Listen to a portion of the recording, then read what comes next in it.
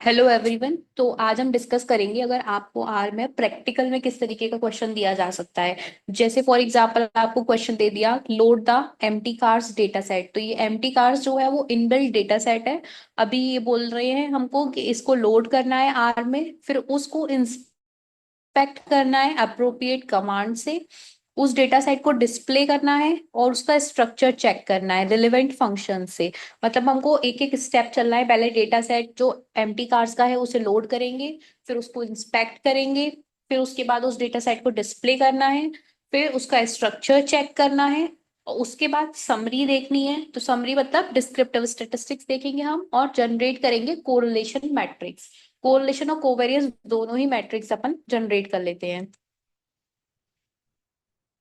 ठीक है, तो ये हुआ अपना क्वेश्चन। अभी आर स्टूडियो पे जाते हैं। तो सबसे पहले हमको क्या करना है, इनबिल्ट डेटा सेट को लोड करना है। लोडिंग लास्ट लेक्चर में हमने कवर किया था इनबिल्ट डेटा सेट को किस तरीके से लोड करेंगे। तो loading the inbuilt data set. तो सबसे पहले इनबिल्ट डेटा सेट देखने हैं तो कमांड है डेटा कंट्रोल एंटर। तो यहाँ पर आपको इनबिल्ट डेटा सेट शो होंगे। अब जैसे मुझे जो लोड करना है वो इनबिल्ट डेटा सेट है एम्प्टी कार्स। तो देखो यहाँ पर एम्प्टी कार्स आ रहा है, सारा स्मॉल में ही है।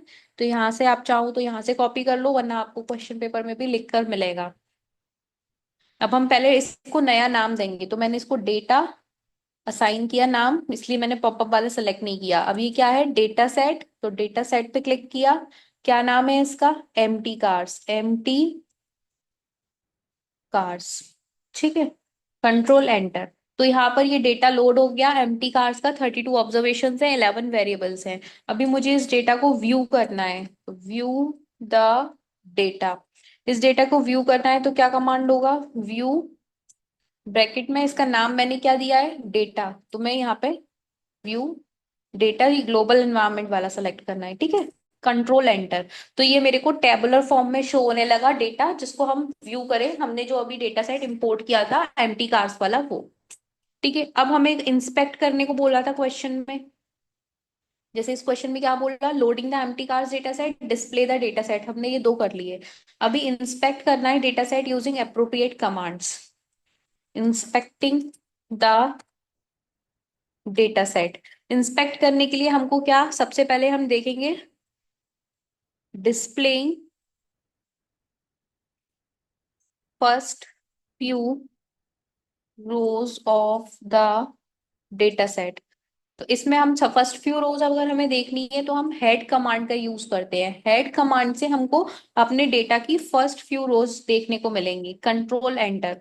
तो ये शुरुआत की जो 6 रोज है वो हमें हेड कमांड से देखने को मिलेंगी। अभी मुझे क्या है, फर्स्ट की नहीं, मुझे जानना है आखिरी की, लास्ट की कुछ रोज देखने को मिले। तो displaying last few rows of data set, इसके लिए अपन टेल कमांड का यूज करेंगे। तो टेल डेटा कंट्रोल एंटर। तो हमको यहाँ पर कंसोल में लास्ट की 6 रोज देखने को मिलेंगी। अभी मुझे जानना है कि मेरे डेटा सेट में कॉलम्स जितने भी हैं उनके क्या नाम है। तो to know column names in data set, तो हम देख क्या कमांड यूज करेंगे, col names. Col names command का यूज करेंगे। और किस डेटा, डेटा का नाम मैंने डेटा ही रखा हुआ है एम्प्टी कार्स का। तो मेरे पास कितने, देखो यहाँ पर आपको दिख भी रहा है, ये कॉलम्स थे। तो यहाँ पर सारे कॉलम के नेम्स हमें शो होने लगे कंसोल में। अभी बात करते हैं to know row names in data set. तो हम क्या कमांड यूज करेंगे, रो नेम्स, ये बेस वाला। डेटा का नाम हमने डेटा ही रखा हुआ है तो कंट्रोल एंटर। तो ये सारी रोज आ गई। शुरुआत की 3 देखो, हमारा यहाँ पे 3 आ रही है, फर्स्ट 6 रोज ये थी। तो वो सारी हमको आखिरी तक सारी रोज दिख रही है। तो इंस्पेक्ट करने की जब हमको बोली जाएगी तो हम क्या देखेंगे, फर्स्ट फ्यू रोज के लिए हेड, लास्ट फ्यू रोज के लिए टेल, कॉलम नेम्स के लिए कॉल नेम्स, रो नेम्स के लिए रो नेम्स यूज करेंगे कमांड। अब हम देखते हैं चेकिंग द डेटा स्ट्रक्चर। अब हम डेटा स्ट्रक्चर चेक करेंगे।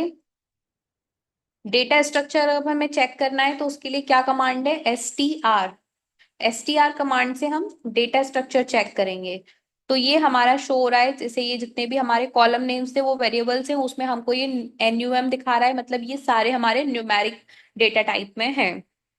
उसके बाद अगर हमें डायमेंशंस चेक करने हैं, checking the dimensions of data set, तो उसके लिए हम डायमेंशन के लिए डिम कमांड का यूज करते हैं, डिम डेटा कंट्रोल एंटर। तो इसमें आपको याद होगा जब हम मैट्रिक्स पढ़ते थे तो हम पहले रो लिखते थे फिर कॉलम लिखते थे, तो उसी तरीके से जब डिम कमांड में हमें ये जो दो नंबर्स आ रहे हैं उसका मतलब ये है 32 रोज हैं और 11 कॉलम्स हैं।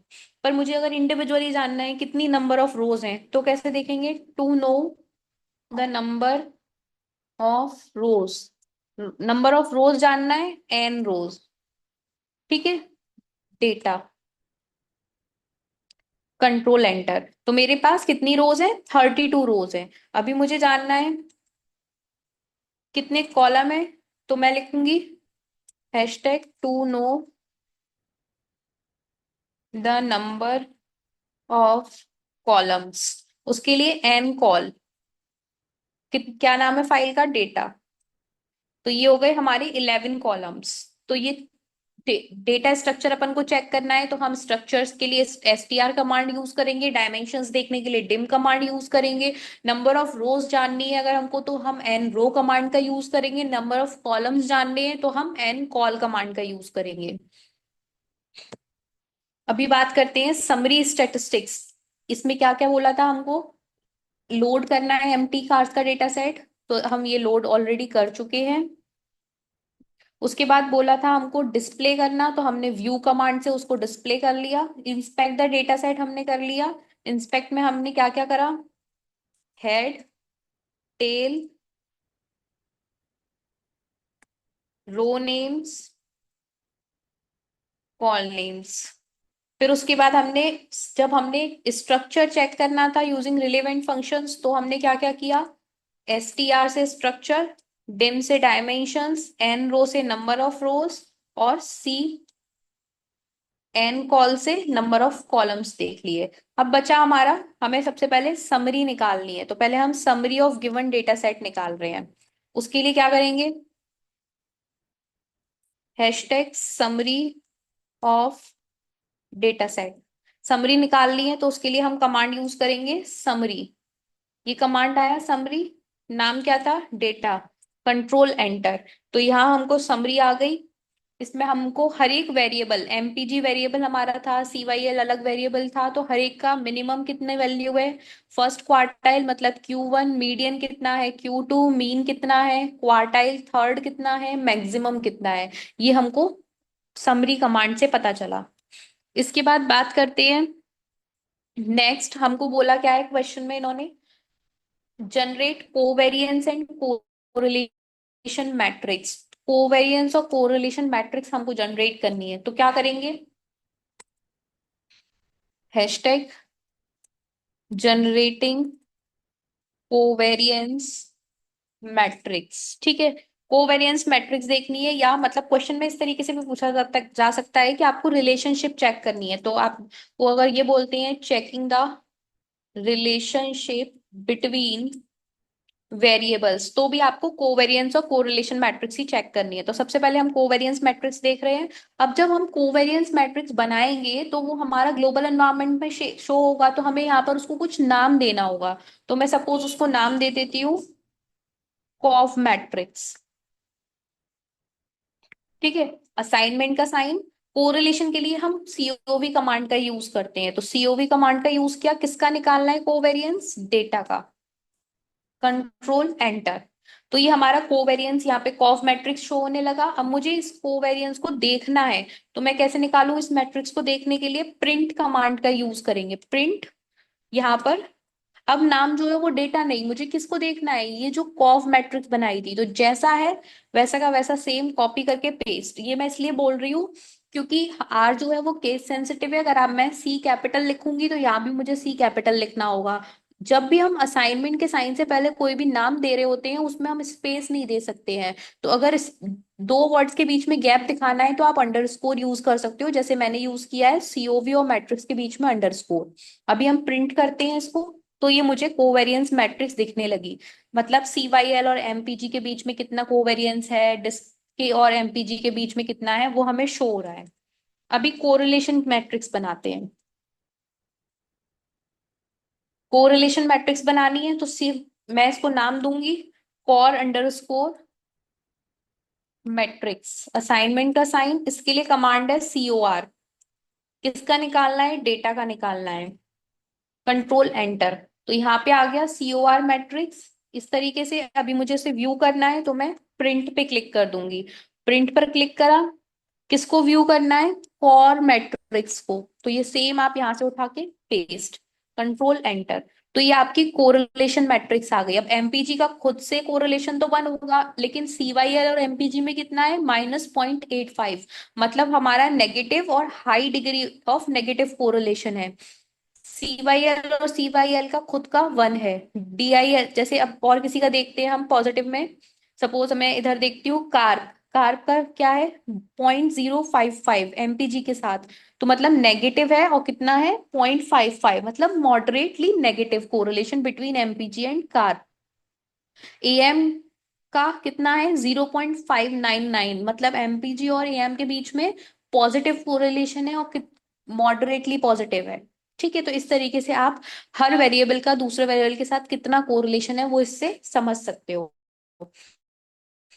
आई होप यहाँ तक क्लियर हुआ होगा सभी को कि हम इनबिल्ट डेटा सेट कैसे इंपोर्ट करेंगे, लोड करेंगे, फिर उसको व्यू करेंगे। तो व्यू कमांड का यूज करना है। जैसे मेरी फाइल रेड में शो हो रही है यहाँ पे, सेव करना है Ctrl+S करके। इंस्पेक्ट करनी है तो हमको चार चीजों का याद रखना है। फर्स्ट फ्यू रोज के लिए हेड, लास्ट फ्यू रोज के लिए टेल, कॉलम नेम्स के लिए कॉल नेम्स, रो नेम्स के लिए row names. Checking the data structure के लिए क्या क्या कमांड्स हैं, स्ट्रक्चर के लिए स्ट्रक्चर STR कमांड है, डायमेंशंस के लिए डिम कमांड है, नंबर ऑफ रोज के लिए n रो कमांड है, नंबर ऑफ कॉलम्स के लिए n कॉल कमांड है। समरी देखनी है तो समरी कमांड है। रिलेशनशिप देखनी है तो हम कोवेरियंस के थ्रू देखेंगे तो COV फंक्शन का यूज करेंगे। कोरिलेशन के थ्रू देखेंगे तो COR फंक्शन का यूज करेंगे। एक बार इसको प्रैक्टिस करना, और अगर कोई दिक्कत हो तो आप मुझे पूछ सकते हो। Thank you so much.